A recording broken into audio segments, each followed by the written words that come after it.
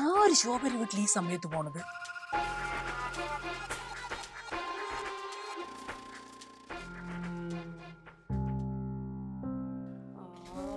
ഇവർക്ക് ഇത് തന്നെ പരിപാടി 24 മണിക്കൂറും ബാക്കിയുള്ളവരെ കൂടെ പറയിപ്പിക്കാനായിട്ട്.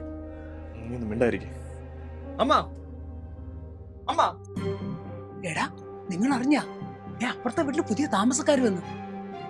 ഒരു പെണ്ണും പയ്യനും എന്നാ തോന്നുന്നത്. അമ്മയ്ക്ക് നാണമില്ലേ അപ്പുറത്തെ വീട്ടിലോട്ട് ഒളിഞ്ഞു നോക്കാൻ? ഞാൻ എന്തിനാടി നാണിക്കുന്നേ? ഇത് എന്റെ വീടാ. എന്നെ നീ ഉപദേശിക്കാനൊന്നും വരണ്ട.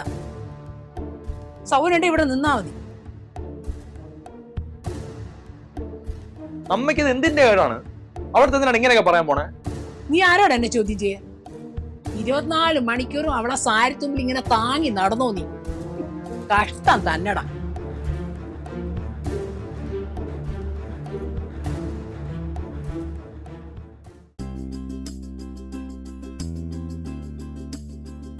കണ്ടിട്ട് നല്ല സമാധാനമുള്ള സ്ഥലം പോലെ ഉണ്ടല്ലേ? ആ, നീ ആയിട്ട് ഇനി ഇവിടെ ഉള്ളവരുടെ സമാധാനം കളയാതിരുന്നാൽ മതി. ഓഹോ, അപ്പൊ ഞാനാണോ നിതിന്റെ സമാധാനം കളയുന്ന ആള്? അയ്യോ, അങ്ങനെ പറഞ്ഞല്ല, ഞാൻ ചുമ്മാ ഒരു തമാശ പറഞ്ഞല്ലേ സംഗീത കുട്ടിയെ. തമാശ പറഞ്ഞായിരുന്നോ? എങ്കിൽ ഞാനും തമാശ പറഞ്ഞാണേ. ഏത് നേരം നോക്കിയാലും ലാപ്ടോപ്പിൽ കുത്തിക്കൊണ്ട് ഇങ്ങനെ ഇരുന്നോണം.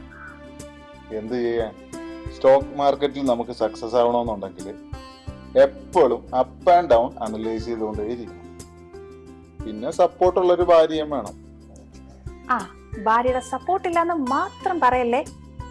ഞാൻ ഇവിടുത്തെ പണിയെല്ലാം എടുത്തിട്ടെ കഷ്ടപ്പെട്ട് ജോലിക്ക് പോകുന്നോണ്ടാ നമ്മുടെ കാര്യങ്ങളൊക്കെ ഇങ്ങനെ സ്മൂത്ത് ആയിട്ട് പോകുന്നത്.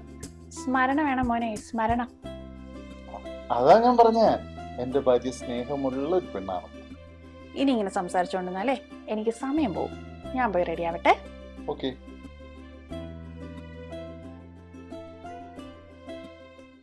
ചേച്ചി എന്താ പറയുന്നേ? എടി, നീ ഒന്ന് ആലോചിച്ച് നോക്ക്. ഇന്നത്തെ കാലത്ത് ഒരു കുടുംബം കഴിയണമെങ്കിൽ എത്രമാത്രം ചെലവാകും. ആ നിതിൻ ജോലിക്കും കൂലിക്കും ഒന്നും പോണില്ല. അവൻ ഏത് സമയം വീട്ടിൽ തന്നെ. ആണോ ചേച്ചി? അപ്പോ അവളുടെ ചെലവിലാ കഴിയുന്നേ? എടി, എനിക്ക് അങ്ങനെ തോന്നുന്നത്. ഇല്ലെങ്കിൽ അവന് വേറെ എന്തെങ്കിലും ഇടപാട് കാണും. നാണം കെട്ട പരിപാടി തന്നെ. ഭാര്യയുടെ ചെലവിലൊക്കെ ജീവിക്കാന്ന് പറഞ്ഞ അവക്ക് ഇത് ആരെടുത്തെങ്കിലും പറയാൻ പറ്റൂ? നാണക്കേടല്ലേ? അതും ശരിയാ. പിന്നെ ഈ സംഗീത എനിക്ക് അങ്ങോട്ട് പിടിച്ചിട്ടില്ല. ഇന്നലെ ഇവിടെ ജോലിക്ക് പോകുന്ന വഴി ഞാൻ കണ്ടായിരുന്നു. അവളുടെ പോക്ക് കണ്ടാ അറിയാം എന്തോ പരിപാടിക്ക് പോന്നെയാ. ഞാനിത് നിന്റെ അടുത്ത് അങ്ങോട്ട് പറയായിരുന്നതാണ്. വാ, നീ അകത്ത് വാ, നമുക്ക് അകത്തിരുന്ന് സംസാരിക്കാം. പിടിക്കും.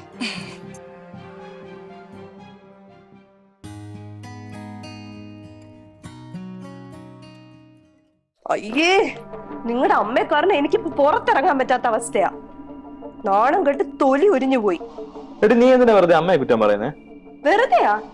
നിങ്ങൾ എന്തിനാണ് അമ്മ എപ്പോഴും ഇങ്ങനെ സപ്പോർട്ട് ചെയ്യുന്നത്? അമ്മ എന്ത് ചെയ്തു നീ പറയുന്നേ? ഓ, അമ്മ ഒന്നും ചെയ്യാത്തോണ്ടാണല്ലോ നാട്ടുകാർ ഓരോന്ന് പറയുന്നത്.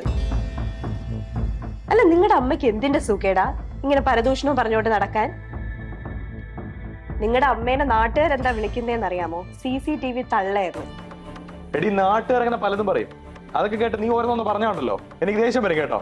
ഓ, അപ്പൊ ഞാനാ ഇപ്പൊ കുറ്റക്കാരി? അമ്മയും കൊള്ളാം, മോനും കൊള്ളാം.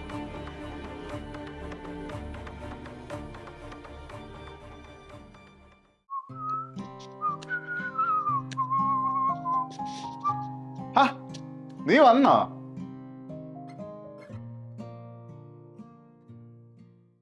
ഇന്ന് ATM പൈസ എടുത്തായിരുന്നോ?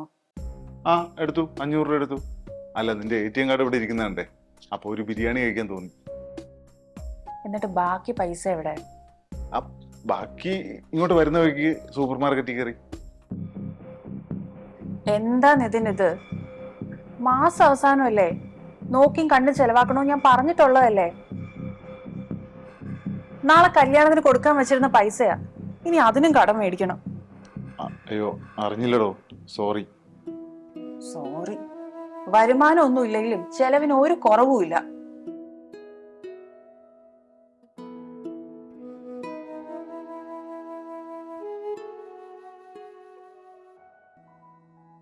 എന്റെ പൊന്നാതിരെ, ആ സംഗീത ആള് ശരിയല്ലെന്ന് എനിക്ക് നേരത്തെ അറിയായിരുന്നു. അവൾ ഈ ജോലിക്ക് പോയി 10 കാശ് ഉണ്ടാക്കുന്നതിന്റെ അഹങ്കാരം എല്ലാം ഉണ്ട്. നീ എന്തിനാ ഇങ്ങനെ കുറ്റം പറയുന്നേ? നിനക്ക് ജോലിയില്ലെന്നും പറഞ്ഞു. അയ്യോ ഞാനല്ല, ആ സഞ്ജയുടെ അമ്മയില്ലേ, അവരാ ഈ കുറ്റം മൊത്തം പറഞ്ഞുകൊണ്ട് കിടക്കുന്നത്. ഓ, ആ CCTV തള്ളയ്ക്ക് അല്ലെങ്കിലും പണ്ടേ ഉള്ളതാ ഇങ്ങനെ പറഞ്ഞുണ്ടാക്കുന്ന സ്വഭാവം. ഇനി അത് കേട്ട് നീയും കൂടെ തുടങ്ങാതെ. ആ പാവ സംഗീതനെ ഈ നാട്ടിൽ നിന്ന് ഓട്ടിക്കാനാണോ നോക്കുന്നേ? ഞാൻ അങ്ങനെ ചെയ്യോ? എന്നെ നിനക്ക് അറിയാവുന്നല്ലേ. അറിയാവുന്നോണ്ടാ പറഞ്ഞത്. ഈ നുണ പറയാനാണോ നീ എന്നെ വിളിച്ചത്? ഒന്നാമത് എനിക്ക് സമയമില്ല, ജോലിക്ക് പോകാൻ ടൈം ആവുന്നു, ഞാൻ പോന്നു. ഓ, ഒക്കെ സുഖിച്ചില്ല. സത്യസന്ധത വന്നിരിക്കാൻ.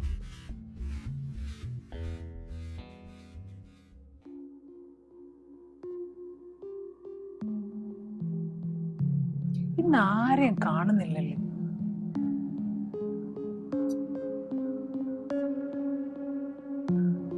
ആഹാ, ഇതാ സുധാകരന്റെ മോളല്ലേ? അവളിത് ആരോടെ പോണത്? കൂടെ ഒരു ചെറുക്കനും ഉണ്ടല്ലോ. ആഹാ,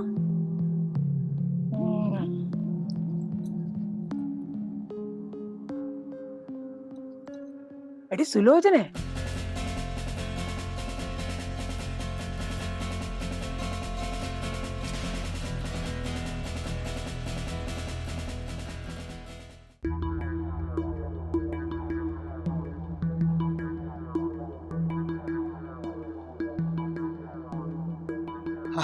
ചേട്ടാ, ഞാൻ 2-ാം തീയതി അങ്ങോട്ട് വരാൻ വേണ്ടിയിരിക്കുകയായിരുന്നു.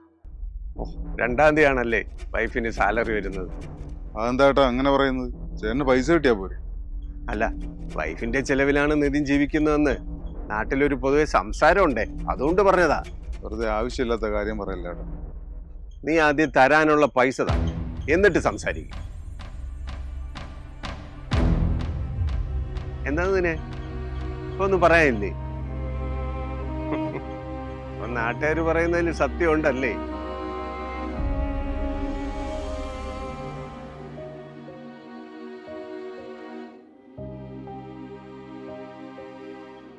കഷ്ടം.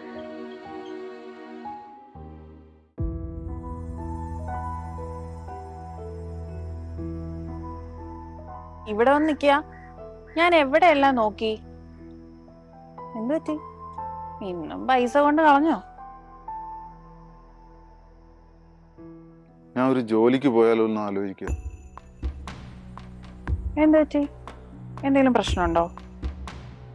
എന്തെങ്കിലും പ്രശ്നം ഉണ്ടായാലേ എനിക്ക് ജോലിക്ക് പോകാൻ പാടുള്ളൂ എന്നുണ്ടോ?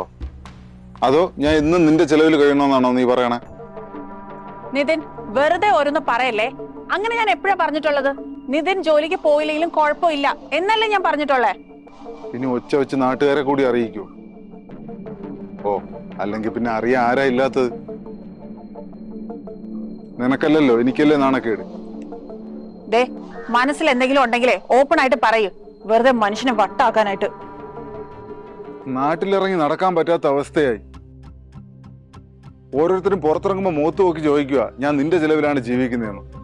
ഒന്നും മിണ്ടാൻ പറ്റാത്ത അവസ്ഥയാണ്. ഞാനാണോ അതിന് കാരണം? നാട്ടുകാർ പറയുന്ന കേട്ടാണോ നമ്മൾ ജീവിക്കേണ്ടേ?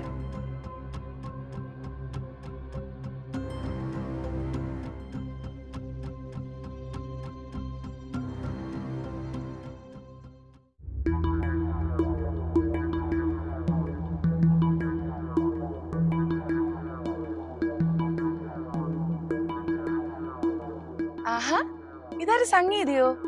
എവിടെ പോന്ന്? ഞാനേ ശോഭയെ കാണാൻ വേണ്ടി തന്നെ നിന്നതാ. എന്നെയോ?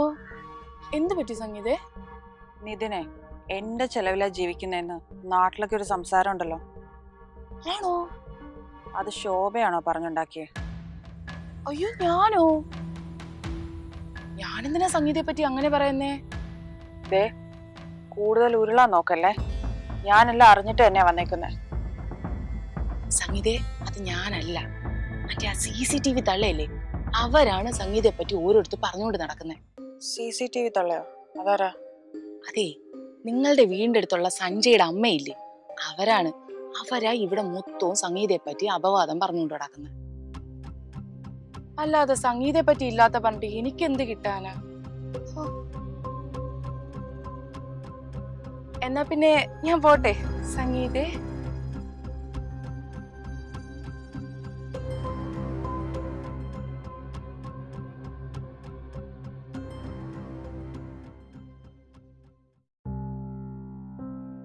നീ ഇപ്പൊ എന്തിനാ പാക്ക് ചെയ്യുന്നേ? എനിക്കിവിടെ മതിയായി സഞ്ജയ്. ഞാൻ എന്ത് ചെയ്താലും സഞ്ജയ്ക്ക് കുറ്റം മാത്രമല്ലേ ഉള്ളൂ. ഇങ്ങനെ ഒരുമിച്ച് ജീവിച്ചിട്ട് എന്തിനാ? ഞാൻ എന്റെ വീട്ടിൽ പോകുന്നു. ദിവ്യ, നമുക്ക് എന്തുണ്ടെങ്കിലും പറഞ്ഞു തീർക്കാം. പക്ഷെ നീ ഇപ്പൊ ഇവിടെ നിന്ന് ഇറങ്ങിപ്പോയാ നാട്ടുകാർ അത് ഇതൊക്കെ പറയും. ഓ, അപ്പൊ സഞ്ജയ്ക്ക് നാട്ടുകാർ പറയുന്നതാണ് പ്രശ്നം, ഞാൻ പോകുന്നതല്ല. അല്ല, ഞാൻ അത് ഉദ്ദേശിച്ച് പറഞ്ഞല്ല. സഞ്ജയ് ഇനിയൊന്നും പറഞ്ഞ് ബുദ്ധിമുട്ടണമെന്നില്ല. എന്റെ തീരുമാനത്തിന് ഒരു മാറ്റവും സംഭവിക്കാൻ പോകുന്നില്ല.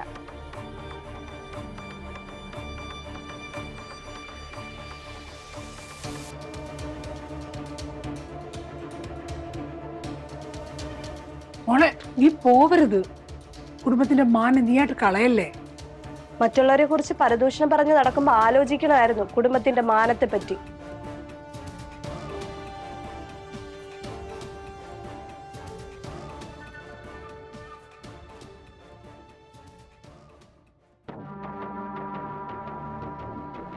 ചേച്ചിയുടെ മരുമോളാണോ ആ ബാഗും തൂക്കി പോകുന്നേ? സംഗീത, ഇത് നീ ആരടുത്തും പറയല്ലേ. ഇനി ഇതറിഞ്ഞാൽ നാട്ടുകാർക്ക് അതും മതി പറഞ്ഞു ചിരിക്കാൻ. അപ്പോ നാട്ടുകാര് സ്വന്തം കുടുംബത്തെ പറ്റി പറഞ്ഞ ചേച്ചിക്ക് വിഷമമുണ്ടല്ലേ? ചേച്ചി ഒരാള് കാരണമാ ഞാനും എന്റെ ഭർത്താവും തമ്മിൽ ആദ്യമായിട്ട് വഴക്കുണ്ടായത്. ഇതിന്നൊക്കെ ചേച്ചിക്ക് എന്ത് സന്തോഷമാ കിട്ടുന്നേ? അയ്യോ സംഗീത, അത് ഞാനേ ആ, ചേച്ചി ഒന്നും പറഞ്ഞിട്ടില്ല എന്നാണ് പറയാൻ വരുന്നെങ്കിലേ പറയണ്ട. CCTV തള്ളേന്നല്ലേ ചേച്ചി നാട്ടുകാര് വിളിക്കുന്നേ? ഇത് വല്ല അറിയുന്നുണ്ടോ? ചേച്ചിയുടെ കയ്യിലിരിപ്പ് കൊണ്ടാ സഞ്ജയ്ക്ക് ഇപ്പൊ ഈ ഗതി വന്നത്.